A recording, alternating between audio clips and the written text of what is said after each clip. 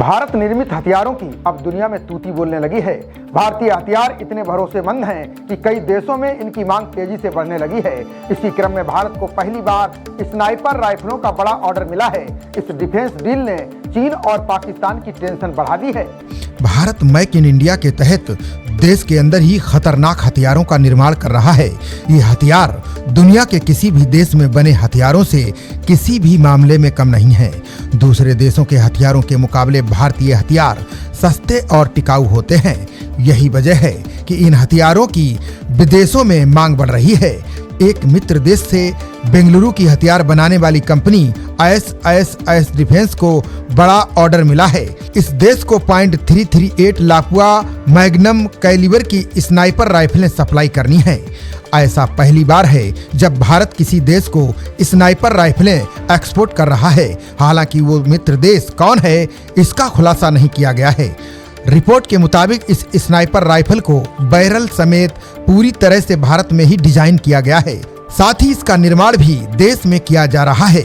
बता दें कि इस निजी कंपनी को स्नाइपर राइफल ही नहीं, कई मित्र देशों से करीब 5 करोड़ अमेरिकी डॉलर मूल्य के गोला बारूद की सप्लाई का भी ठेका मिला है। बता दें कि देश की सैन्य साजो सामान बनाने वाली निजी कंपनियां खुद भी हथियार बेचने के लिए ग्राहक ढूंढ रही हैं। ऐसे में विदेशी मांगों को कंपनियों तक पहुंचाकर भारत सरकार उनकी मदद कर रही है।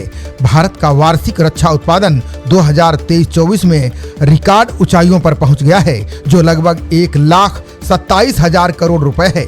रिपोर्ट के अनुसार भारत अब तोपों से लेकर मिसाइल प्रणालियों और छोटे हथियारों तक का निर्माण कर उनका निर्यात कर रहा है। भारत अब तक जिसका आयातक था, अब उसका निर्यातक बन चुका है। रिपोर्ट के मुताबिक स्नाइपर राइफलों के लिए कुछ अन्य मित्र देशों के साथ भी कंपनी की बातचीत चल रही है।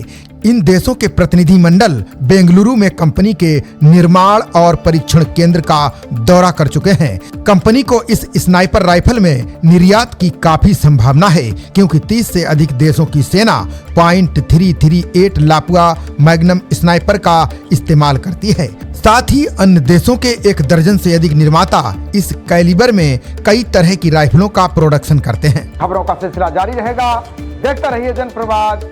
नमस्कार।